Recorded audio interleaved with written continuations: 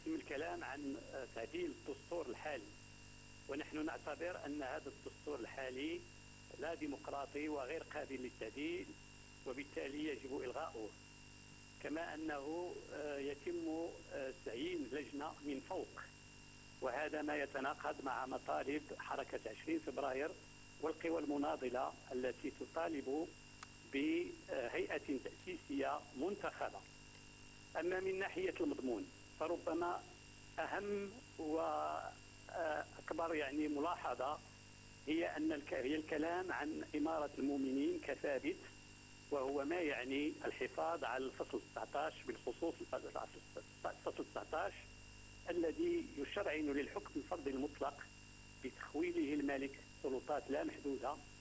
وهذا في نظرنا ما يتناقض مع مبدأين: مبدأ أن الشعب هو صاحب السيادة ومصدر السلطة، ومبدأ المسؤولية، لأن الذي يحكم فعليا يجب أن يخضع للمساءلة والمحاسبة.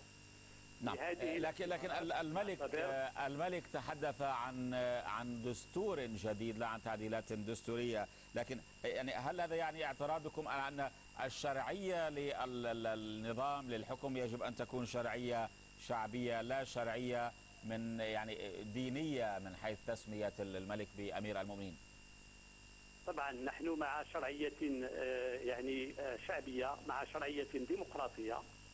لذلك نحن نعتبر أننا نرفض الدساتير الممنوحة، ونعتبر أن هذا الدستور لا يخرج عن نفس المقاربات السابقة، خصوصا أن هذا سيتم في ظل تواجد نفس الأجهزة القمعية المسؤولة عن الانتهاكات الجسيمة لحقوق الإنسان. نعم، سيد عبد الله، في رأيك إلى أي مدى يختلف أو يشبه الوضع في المغرب الأوضاع في بلدان شمال أفريقيا الأخرى التي شهدت ثورات، وبالتالي يضطر الملك إلى تقديم بعض المحاولات الاستباقية؟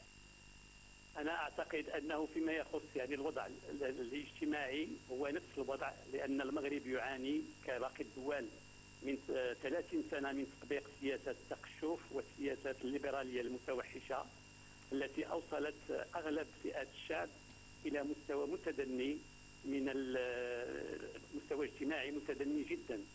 كما أن المغرب يعاني كباقي الدول من الفساد ومن الرشوة ومن احتكار السلطة السياسية ومن الاستبداد ومن احتكار السلطة السياسية في أيادي قليلة، ومن احتكار أيضا المال والثروة. أعتقد أن هذه مسائل مشتركة بين كل هذه الدول.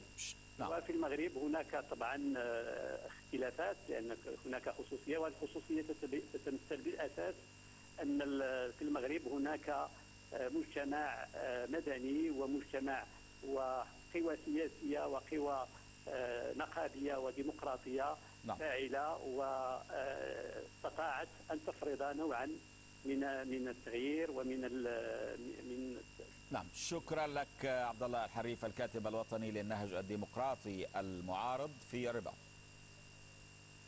أعرب العاهل البحريني الملك حمد بن عيسى الخليفة عن ثقته